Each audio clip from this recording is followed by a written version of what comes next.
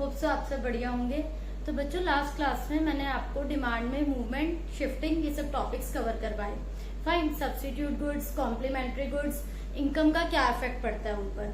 Now our last topic is exceptions to law of demand. Exceptions का मतलब यहाँ पर क्या है कि कुछ ऐसी बातें जो लॉ ऑफ डिमांड को फॉलो नहीं करेंगी। लाइक लॉ ऑफ डिमांड के अकॉर्डिंग जब भी प्राइस ज्यादा होता है डिमांड कम करते हैं हम, और प्राइस कम होता है तो हम डिमांड ज्यादा करते हैं। This is law of demand. But exceptions are these which are not follow this rule. मतलब गिवन गुड्स, लाइक फर्स्ट पॉइंट है इसमें, गिवन गुड्स कौन से होते हैं बच्चों? गिवन goods are inferior quality goods. Fine, जिसका क्या होता है जब इनकम इंक्रीज होती है तो बायर जो है उसको पर्टिकुलर कमोडिटी की डिमांड को कम कर देता है, और अगर इनकम उसकी कम होती है तो वो उसकी डिमांड को इंक्रीज कर देता है।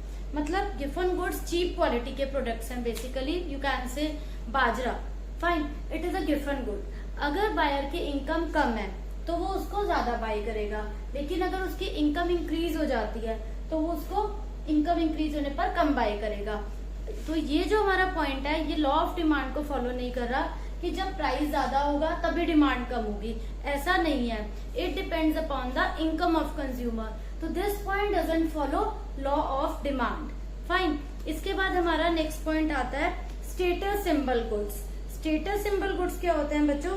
सम persons are brand loyal. Status symbol goods, कुछ लोग जो ब्रांड लॉयल हैं वो पर्टिकुलर उन्हीं गुड्स पर रहते हैं, उन्हीं ब्रांड्स पर रहते हैं जिनके वो हैबिचुअल होते हैं। तो वो ये नहीं वेट करते कि उन प्रोडक्ट्स का प्राइस कब कम होगा, कब हम उनकी डिमांड ज्यादा करेंगे। अगर वो कंटिन्यू कर रहे हैं जो इनिशियली प्रोडक्ट को ले रहे हैं, इनिशियली ब्रांड जो वो ले रहे हैं किसी भी प्रोडक्ट का, वो कॉस्मेटिक में भी हो सकता है। लाइक अगर कोई मोदी केयर के प्रोडक्ट्स ले रहा है वो मोदी केयर के प्रोडक्ट्स कंटिन्यू करेगा। अगर कोई टपरवेयर परचेज कर रहा है he will go for that whether वो कॉस्टली है या नहीं, because that person is brand loyal. तो स्टेटस सिंबल गुड्स में क्या है, वेदर प्राइस अप है या डाउन है हम उसी प्रोडक्ट को कंटिन्यू करेंगे। हम ये नहीं देखेंगे कि उसका प्राइस ज्यादा है या कम, हम सेम क्वांटिटी उसकी बाय करेंगे। फाइन, इसके बाद हमारा नेक्स्ट पॉइंट है बच्चों fear of shortage. Fear of shortage क्या है बच्चों?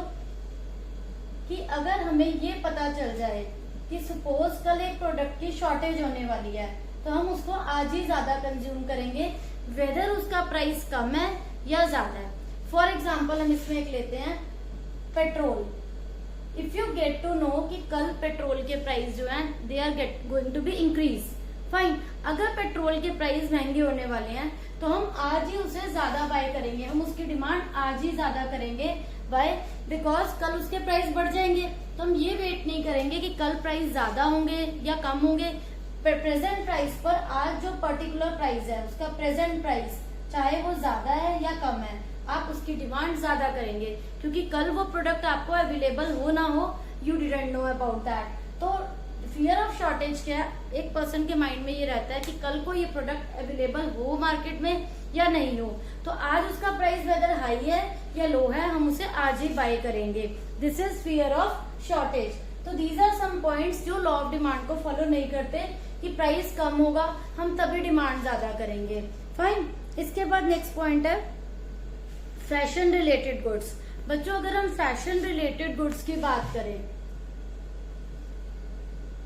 फैशन रिलेटेड गुड्स कि आज का ट्रेंड क्या है, आज किन गुड्स का फैशन है, कैसे लेटेस्ट ट्रेंड क्या चल रहा है। तो कुछ पर्सन्स ऐसे हैं जो फैशन रिलेटेड गुड्स पर फोकस करते हैं कि आज ट्रेंड अगर जीन्स का है तो we will go for that, आज अगर प्लाजोस का ट्रेंड है we will go for that. मतलब उनके लिए मैटर नहीं करता इनिशियली वो कैसे ड्रेसेस पहन रहे हैं, वो वेस्ट होगी या नहीं होगी। उन्हें लगता है जो भी आजकल ट्रेंड में है वेदर वो कॉस्टली है, प्राइस ज्यादा है नहीं है, डजंट मैटर, वो उनकी डिमांड कर रहे हैं। फाइन, तो ये भी पॉइंट जो है लॉ ऑफ डिमांड को फॉलो नहीं करता। नेक्स्ट है बच्चों change in weather. Change in weather में क्या है, जैसे ही वेदर चेंज होता है, ठीक है, लाइक समर से विंटर्स आती हैं या विंटर से समर्स, तो हम उस सीजन के कपड़े बाय करते हैं, है ना। Change in weather, suppose summer से विंटर्स आई, विंटर्स में हर पर्सन जैकेट स्वेटर्स बाय करता है, वेदर उसका प्राइस कितना भी कॉस्टली हो, वो जीन्स आपको या वो जैकेट आपको कितनी भी कॉस्टली मिल रही है, कुछ लोग उनको लेना प्रेफर करते हैं अकॉर्डिंग टू वेदर, बट कुछ लोग वेट करते हैं कि कब उनका प्राइस कम होगा। तो सम पर्सन्स उन्हें क्या लगता है कि वेदर में चेंज हुआ, हमें न्यू जैकेट्स लेनी है, हमें न्यू स्वेटर्स लेनी है, तो वो इस बात पे फोकस नहीं करते कि वेदर उनका प्राइस कब कम होगा, मतलब वो वेट करने के लिए रेडी नहीं है। उन्हें लगता है whatever price is this we will go for that. Fine. तो बच्चों these are some points, these are some exceptions which do not follow law of demand. इसके बाद नेक्स्ट टॉपिक देखते हैं। तो बच्चों इसके बाद हमारा नेक्स्ट टॉपिक है difference between expansion in demand और इंक्रीज इन डिमांड। एक्सपेंशन और इंक्रीज में क्या डिफरेंस है? आपको नेम से लग रहा होगा दोनों बातें सेम है, one and the same thing. Expansion in demand भी वही होता है और increase in demand, but economics की लैंग्वेज में इसमें थोड़ा सा डिफरेंस है बच्चों, जो मैं आपको एक्सप्लेन करूंगी। एक्सपेंशन इन डिमांड क्या होता है बच्चों?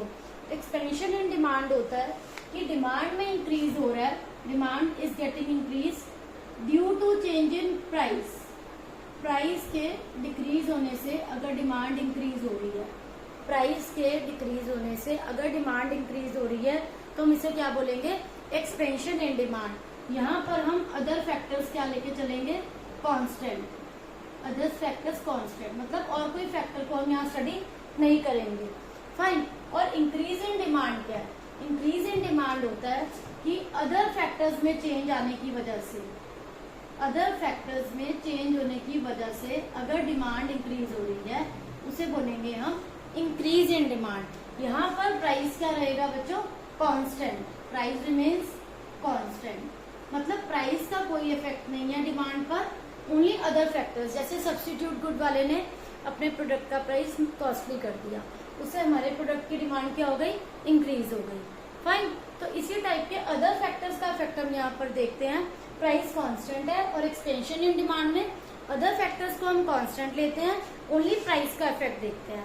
फाइन। इसके बाद नेक्स्ट पॉइंट है बच्चों, एक्सपेंशन इन डिमांड में क्या है?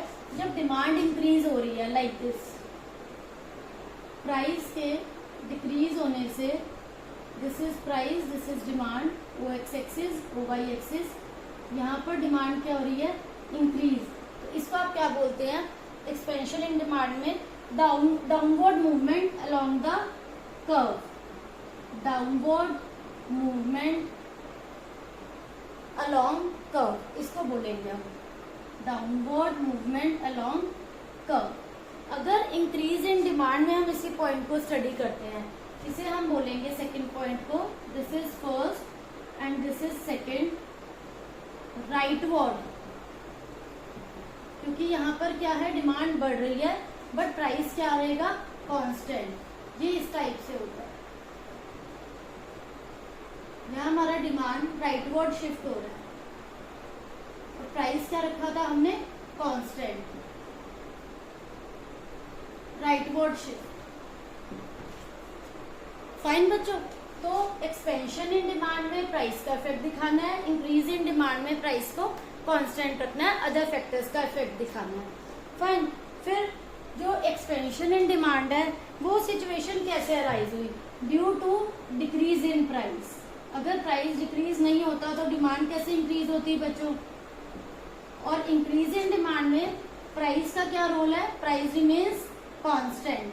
तो चेंज क्या हो रहे हैं? Other factors. वो सब्स्टिट्यूट गुड भी हो सकता है अदर फैक्टर्स में, कॉम्प्लीमेंट्री गुड भी हो सकता है, कोई भी रीजन हो सकता है बच्चों। ठीक है। Increase in demand is due to change in other factors and expansion in demand is due to change in price. तो दोनों में डिफरेंस क्या है? यहाँ ये बेसिकली प्राइस की वजह से इफेक्ट हो रहा है और यहाँ प्राइस क्या है हमारा? कांस्टेंट है। अब हम इसका ऑपोजिट केस लेते हैं बच्चों, contraction and decrease. Fine. One is contraction and other is decrease in demand. अब कॉन्ट्रैक्शन इन डिमांड क्यों हुआ? क्योंकि यहाँ पर प्राइस क्या हुआ? इंक्रीज हो गया। प्राइस इंक्रीज होने से, P था पहले, अब P1 हो गया। प्राइस इंक्रीज होने से डिमांड क्या हो गई? प्राइस बढ़ गया तो डिमांड डिक्रीज हो गई। तो फर्स्ट जो पॉइंट है कॉन्ट्रैक्शन का वो किसकी वजह से आया? प्राइस की वजह से। एक्सपेंशन भी प्राइस की वजह से हुआ था कॉन्ट्रैक्शन भी प्राइस की वजह से हुआ है। यहाँ प्राइस इंक्रीज हुआ था तो डिमांड बढ़ गई, यहाँ प्राइस क्या हुआ है, यहाँ डिमांड कॉन्ट्रैक्ट हुई क्योंकि प्राइस बढ़ गया है। बिल्कुल जस्ट इसका ऑपोजिट, वहां पर क्या थी, वो डाउनवर्ड मूवमेंट थी, यहाँ पर क्या है, अपवर्ड मूवमेंट है। वहां डाउनवर्ड मूवमेंट थी, यहाँ पर अपवर्ड मूवमेंट है। ये प्राइस के डिक्रीज होने से हुआ था और ये प्राइस के इंक्रीज होने की वजह से हुई ये सिचुएशन है राइज। फाइन, तो contraction in demand is due to कि प्राइस जो है वो इंक्रीज हो गई और यहाँ पर हमारी मूवमेंट है जो अलोंग द डिमांड का वो अपवर्ड है बच्चों। फाइन, और यहाँ पर डिक्रीज इन डिमांड में क्या आएगा कि यहाँ अदर फैक्टर्स की वजह से जो है डिमांड कम हो गई, due to change in other factors. Suppose हमारे सब्स्टिट्यूट वाले ने अपने प्रोडक्ट का प्राइस कम कर दिया तो हमारे प्रोडक्ट की डिमांड क्या हो जाएगी, कम हो जाएगी। हमारे जो कस्टमर्स हैं वो वहां शिफ्ट हो जाएंगे। यहाँ राइट वर्ड शिफ्ट हुआ था, अब क्या होगा, लेफ्ट वर्ड शिफ्ट होगा। जो इनिशियली हमारी डिमांड थी वो कम हो गई, यहाँ पर हम लेफ्ट वर्ड शिफ्ट लिखेंगे, due to change in other factors, leftward shift. ये अदर फैक्टर्स की वजह से हुआ है। यहाँ प्राइस क्या है, constant, due to change in other factors. So बच्चों, this is all about the difference between expansion in demand, increase in demand, contraction in demand and decrease in demand, and we have done exceptions to law of demand. So this is all about this chapter. This chapter is completed here. If you are having any doubt, please ask in comment section. Thank you.